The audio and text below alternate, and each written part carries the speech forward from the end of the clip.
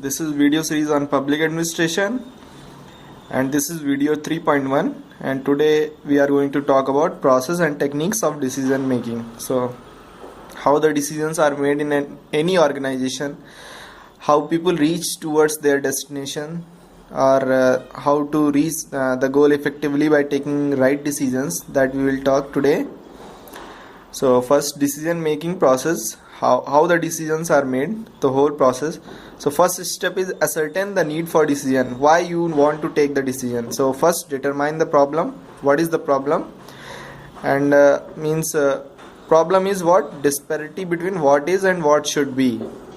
Means what is the present condition and what is the ideal condition. So the difference between that will be problem.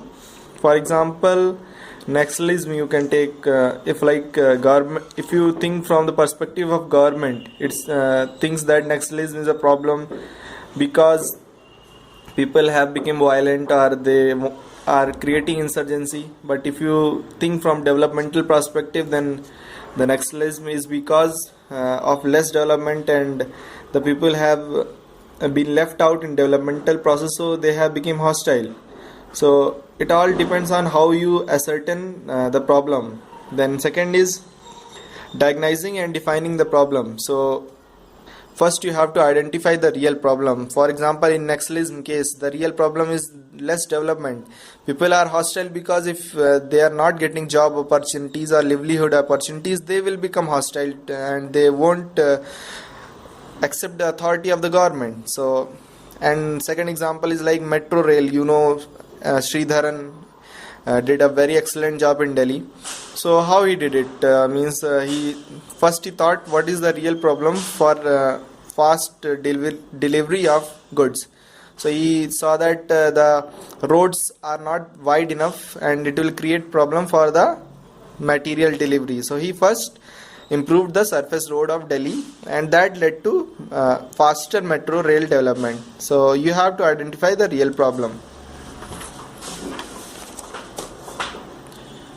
Okay, then the third step is developing alternatives. So you have to sort out what are the possible solutions. There are many ways how to come towards what could be the solutions, and then require divergent thinking and innovation. So if you have to develop good solutions, then you need to brainstorm and think effectively, and there should be many possible ways or views of many people.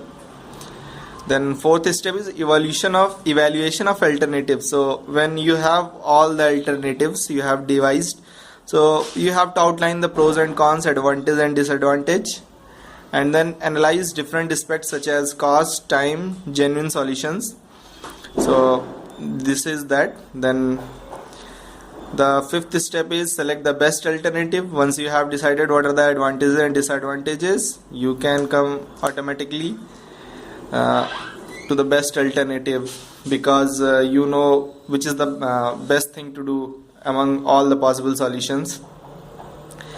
And how to come towards it, you have to consider the risk, economy of the effort, means how much money you are going to spend or how much time it will take. Then timing means the those decisions which are late or which are early, they won't be effective. The limitations of resources, like if you want to develop a electricity plant and you don't have coal, so that is a limitation. So you have to take care of everything. Then implementation and follow-up. So once you have decided that this is the best alternative, then you have to implement it. So what are the implementation difficulties? First, you will feel resistance in the organization. People will oppose your decision if they don't feel like it is the right thing to do. So you have to take consultative approach, means you have to consult the people who are actually going to implement that decision, so that they all feel like they are participating in that decision making process. Then feedback is very important. Once you have implemented some decision, you need to get back the information that how the decision is working out. Then monitoring means constantly watching the decision you have taken, how it is going out or how it is actually working. Then write out bad decisions. So this is very important. Once you have taken best alternative, and you are implementing it, and after some time you come to know that this is not the best alternative, so you have to take big decision that this is bad and I am taking it back. So models of decision making. So there are two types of models. First is rational economic model and second is administrative man model. So rational economic model was given by classical theorists, and classical thinkers like Urwig, Gulick, Taylor, Fayol and all them. And administrative man model was given by behavioral theorists like Bernard, Simon, so March. So we will see what are the functions. So in rational economic model, it is based on perfect rationality, and administrative man model based on bounded rationality. So these people say that the decision maker knows everything about the situation and he is perfectly rational. He doesn't have any values of himself or commitments and anything. Then perfect knowledge of the problem, consequences and outcomes. So the rational economic model says that all the facts are available to the decision maker and he can effectively predict the outcome. But administrative model says that imperfect knowledge of problems, consequences and outcomes. So it just says that you can't be ever perfectly knowing everything about a problem, and you have to solve the problem with the limited knowledge that you have. Then rational economic model is normative and administrative man model is descriptive. Normative means what ought to be, means क्या होना चाहिए, and descriptive means what actually is, means क्या है. Then exhaustive search for a number of alternatives. So in rational model they search for every possible alternative. A lot of time and energy is wasted in that. And in administrative man model search for seemingly feasible alternatives rather than exhaustive lists. So they just search for those methods which could work in their particular case, and they take care of the time limits and urgency and everything. Not like they are thinking about once we will get all the solutions then only we will act.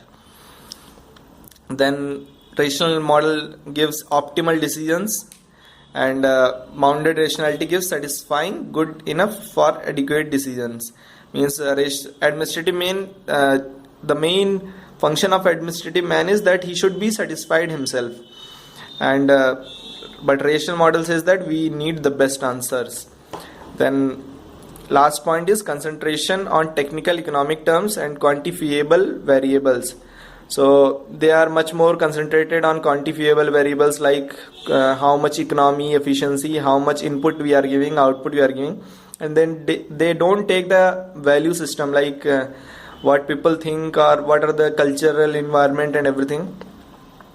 But behavioral aspect is the main concentration in administrative man model, and inputs come from both quantifiable and non-quantifiable variables. Quantifiable, as you know, that cost, benefit and everything which could be quantified, which could be means measured.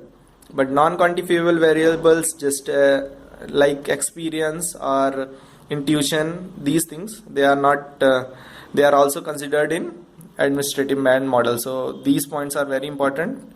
Just read them and understand rational economic model versus administrative man model.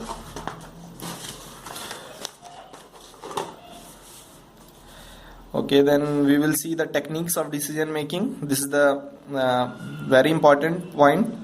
First is brainstorming. So in this, what happens, like many people are called and they are asked to give the solution of a particular problem. They will give as many solutions as possible. No one will deny or argue with each other. They will just give the solutions, and every solution is written and later it is analyzed. Okay, then second is synetics. Synetics means joining together of distinct and apparently irrelevant ideas. So in this also many people join together and they try to combine all the different ideas, or means those things which are totally unrelated but they are related to the problem in some or certain way, and these people come up with a single possible solution. That is the best solution. But the main problem with synetics is that if that solution doesn't work, then you have to repeat the whole process again. So this means a little bit time consuming. Then third is nominal grouping. So in nominal grouping, what happens? People are again called, all the experts, and they are asked to write all the solutions in particular page. And once they are given 10 minutes, no one is going to talk with each other, and then after 10 minutes all the solutions are combined and they are written on some blackboard or some whiteboard, and the possible merger of solutions is happening there, and later the voting happens about which could be the best solution, and that way the best solution comes out, and if manager is agreed with that solution, he will accept it.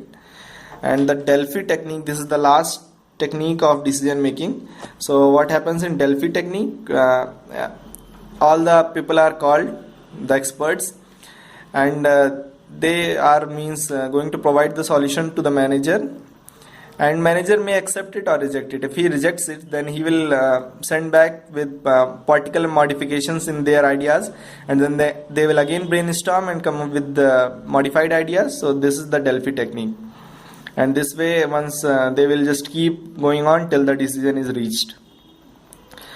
And now basis for decision making. So there are some bases on which decisions are actually made. So non-quantitative bases are intuition, means hunches, inner feeling, gut feeling, past experience. So people just decide on their previous subconscious mind experiences. And then second is facts. Collect as many and give them proper weights, means decisions based on facts. So this is one of the best techniques to make decisions. You are making it on facts. So this has improved by use of computers to decide. For example, NPA loans in banks. You have seen that now NPAs have increased in public sector banks. So this is because now they are based on facts. Okay. Then experience. So experience is very important for decision making. There are two aspects. First is positive aspect, which says that means the person is familiar with the situation because he has tackled that problem in some earlier situation, so he can take effective decision.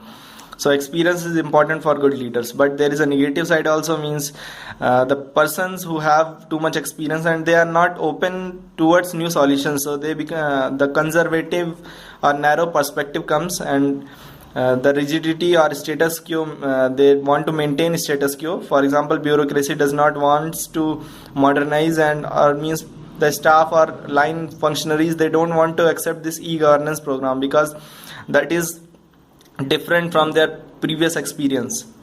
Then considered opinions, means this is the fourth base in which logic is used, and all the more attention to the group because people are already invited, and with logically solution is arrived, so everyone's opinion is considered. Then quantitative basis for decision making, in this means how these are the mathematical models, or means the theoretical models which have some quantitative basis. So first one is you have to understand every sentence or every topic of this, because this will be important. First is operations research. So means this technique, what happens, like all the data is collected and mathematical models are used to derive at particular solution. Then linear programming, in this what happens, the main question is of maximizing or maximizing profit or minimizing losses or anything like that. So the linear relation in variables. For example, linear relation means अगर 1 रुपए का 10 रुपए का 1 आम मिलता है तो 100 रुपए के 10 आम मिलेंगे. So there is a linear relation. So means variables are means easy to manage. Then third is simulation. So in this model, what happens, like you make some empirical model, means practical model, and you do trial and error and similar situations as original on the prototype, means you एक कठपुतली है जिस पे आप experiment करते हैं, and then you come to the right conclusion. Then fourth is Monte Carlo, means Monte Carlo, as you know that this city is famous for gambling. So gambling is all about probability. So here also decisions are made based on the probability, and trial and error is also there in Monte Carlo method, similarly as simulation. Then fifth base is queuing. So What happens, like sometimes if the queue is not right, so some people have to wait for certain people to finish their work, then they can get the instruments. So this model says that reduction in waiting time, you have to make sure that no one waits for the other process to complete. So flow of human resources, machines, work process, communication and material, everything is managed accordingly. And then last is gaming model. So here work as per the action of the competitors. For example, in any game like football, so you have to play according to how your the other team is playing, how their players are supposed to work. You have to work accordingly. So this is the gaming model. You have to work according to the opposition in the field. Means if your opponent is bringing some new mobile and you have a mobile company and his mobile is superior than yours, so you have to make sure that you also innovate and bring better mobile, otherwise you will be shut down like Nokia. Then use strategy of least regret. So in this you have to particularly already think that what your opponent is going to do, and you have to make sure that the harm is least. So you have to choose your strategy accordingly. And this is very interesting. So gaming, queuing, Monte Carlo, simulation, these things, just go through them. And this is all about decision making. This you have finished the decision making. There are so many bases. Just read them. So thank you very much, and please like, share and subscribe. Thank you.